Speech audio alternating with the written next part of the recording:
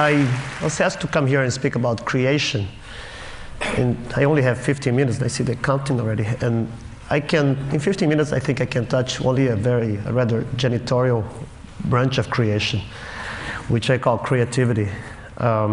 Creativity is how we cope with creation. While creation sometimes seems a bit ungraspable or even pointless, creativity is always meaningful. Say, for instance, in this picture, creation is what put that dog in that picture, and creativity is what make us see a chicken on his hindquarters. When you think about, creativity has a lot to do with causality too. When I was a teenager, I was a creator. I just did things. Then I became an adult and started knowing who I was and tried to maintain the persona. I became creative.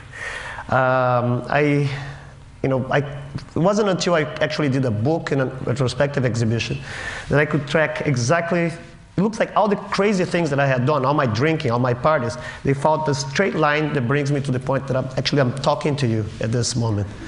Well, it's actually true. The reason I'm talking to you right now is because I was born in Brazil. If I was born in Monterrey, probably I would be in Brazil. I was born in Brazil and grew up in the 70s under a climate of political distress. And I was forced to learn to communicate in a very specific way, in a sort of a semiotic black market. You couldn't really say what you wanted to say. You had to invent ways of doing it. And you didn't trust information very much. That led me to another step of why I'm here today is because I really liked media of all kinds. I was a media junkie. And eventually got involved with advertising. My first job in Brazil was actually to develop a way to improve the readability of billboards, and based on speed, angle of approach, and actually blocks of text. It was very good study and got me a job in an ad agency. And they also decided that I had to give me a very ugly plexiglass trophy for it. And another point why I'm here is that the day I went to pick up the plexiglass trophy, I rented a tuxedo for the first time in my life, picked the thing, didn't have any friends. On my way out, I had to break a fight apart. Somebody was hitting somebody else with brass knuckles. They were in tuxedos and fighting, very ugly. And also, advertising people do that all the time. And well, what happened is, when I was on my way back to my car, the guy who got hit decided to grab a gun, I don't know where he had a gun, and shoot the first person he decided to be his aggressor. The first person was wearing a tuxedo. It was me. Luckily, it wasn't fatal, as you can all see. And even more luckily, the guy said that he was sorry, and I bribed him for compensation money, otherwise I'd press charges. And that's how, with this money, I paid a ticket to come to the United States in 1983, and that's the basic reason I'm talking to you here today, because I got shot.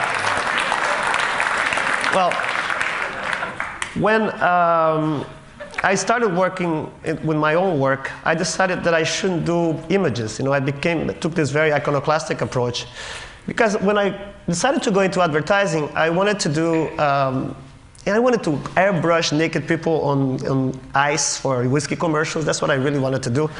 But they didn't let me do it, so they only let me do other things. But I wasn't into selling whiskey, I wasn't into selling ice. The first works were actually objects. It was kind of a mixture of found object, product design, and advertising. And I called them relics. They were displayed first at Stuck's Gallery in 1983. This is the clown skull. It's a remnant of a very evolved race of entertainers. They lived in Brazil a long time ago. This is the Ashanti joystick. Unfortunately, it has become obsolete because it was designed for Atari platform. PlayStation 2 is in the works. Maybe for the next TED, I'll bring it. The rocking podium. This is the pre-Columbian coffee maker. Actually, the idea came out of an argument that I had at Starbucks that I insisted that I wasn't having Colombian coffee. The coffee was actually pre-Columbian.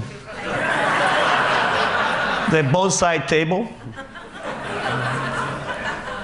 The entire Encyclopedia Britannica bound in a single volume for travel purposes. and half tombstone for people who are not dead yet. I'm sorry. I wanted to take that, into the realm of images, and I decided to make things that had the same identity conflicts.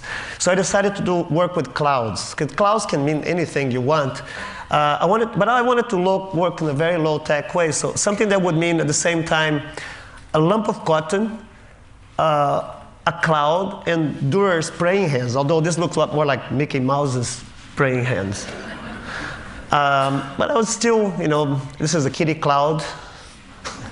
They're called equivalents after Alfred Stieglitz's work, the snail. But I was still working with sculpture. I was really trying to go flatter and flatter. The teapot.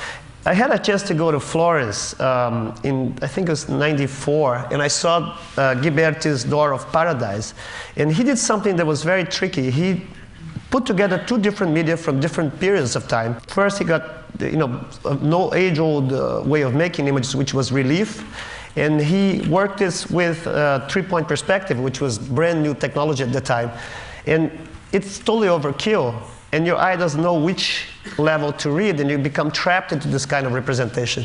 So I decided to make these very simple renderings that at first they are taken as a line drawing, something that I did them with, and then I did them with wire. The idea was to, because everybody overlook like pencil drawings, and they would look at it, it's a pencil drawing, and then you have this double take and see that it's actually something that existed in time. It had a physicality. And you start going deeper and deeper into a sort of narrative that goes this way towards the image. So this is a monkey with Leica. Relaxation. Wow. Fiat Lux.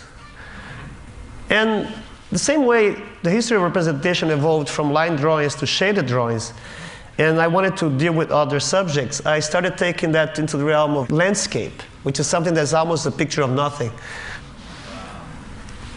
I made these pictures called pictures of thread, and I named them after the amount of yards that I used to represent each picture. These always end up being a photograph at the end, or more like an etching in this case. So this is a lighthouse.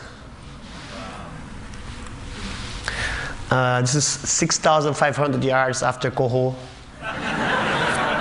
9,000 yards after Gerhard Richter.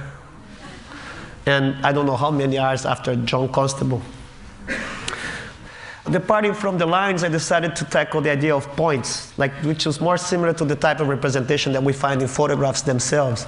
I had met a group of children in the Caribbean island of St. Kitts, and I did work and play with them. I got some photographs from them. Upon my arrival in New York, I decided they were children of sugar plantation workers. And by manipulating sugar over a black paper, I made portraits of them. These are, thank you. It says Valentina de Festas. It was just the name of the child with the little thing you get to know of somebody that you meet very briefly. Valicia. Jacinta.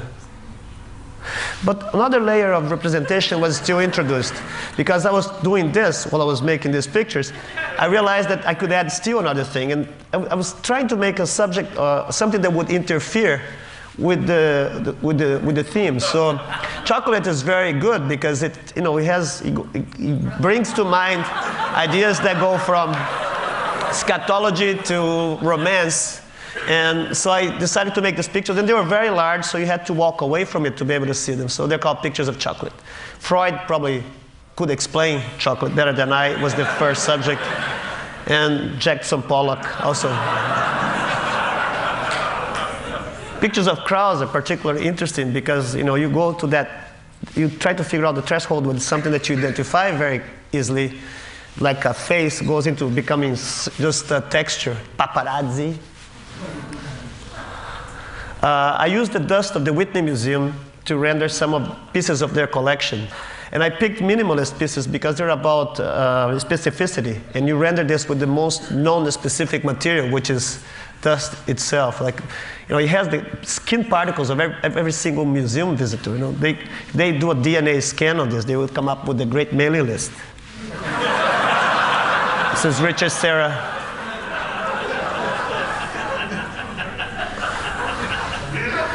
I bought a computer and told me it had millions of colors in it.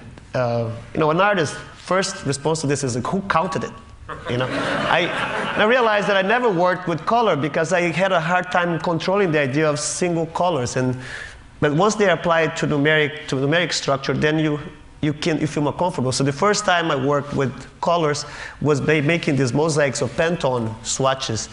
They end up being very large pictures, and I photographed with a very large camera, 8x10 camera, so you can see the surface of every single swatch of people, like in this picture of Chuck Close. And you have to walk very far to be able to see it.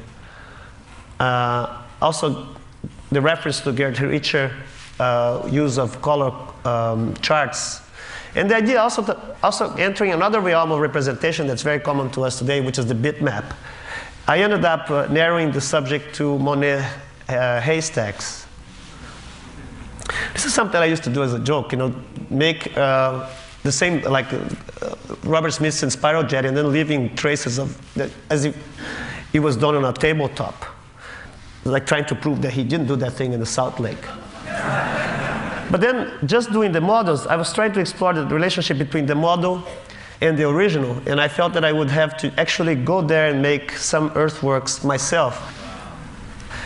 I opted for very simple line drawings, kind of stupid looking, and at the same time I was doing this very large construction to be 150 meters away. Now I would do very small ones, which would be like, but under the same light. And I would show them together, so the viewer would have to really figure out what he was looking. I wasn't interested in the very large things or in the small things, but I was more interested in the things in between, you know, because you leave an enormous range for ambiguity there. This is like you see the size of a person over there. This is a pipe hanger. And this is another thing that I did, you know, working, I think everybody loves to watch somebody draw, but not many people have a chance to watch somebody draw in like a lot of people at the same time to evidence a single drawing. And I love this work because I did this cartoonish clouds over Manhattan for a period of 2 months. And it was quite wonderful because I had an early interest in theater that's justified on this thing. In theater, you have the character and the actor in the same place trying to negotiate each other in front of an audience. And in this, you would have like something that looks like a cloud, and it is a cloud at the same time. So they're like perfect actors. My interest in acting, especially bad acting, goes a long way. Actually, I once paid like $60 to see a very great actor to do a version of King Lear. And I felt really robbed because by the time the actor started being King Lear, he stopped being the great actor that I had paid money to see. On the other hand, you know, I paid like $3, I think, and I went to a warehouse in Queens to see a version of Othello by an amateur group. And it was quite fascinating because, you know, the guy, his name was Joey Grimaldi. He impersonated the Moorish general. You know, the first 3 minutes, he was really that general. And then he went into Becky the plumber. He worked as a plumber, so plumber, general, So for $3, I saw 2 tragedies for the price of 1. See, I think, you know, it's not really about impressing or making people fall for a really perfect illusion, as much as it is to make, I usually work at the lowest threshold of visual illusion, because it's not about fooling somebody, it's actually giving somebody a measure of their own belief, how much you want to be fooled. That's why we pay to go to magic shows and things like that. Oh, I think that's it, and my time is nearly up. Thank you very much.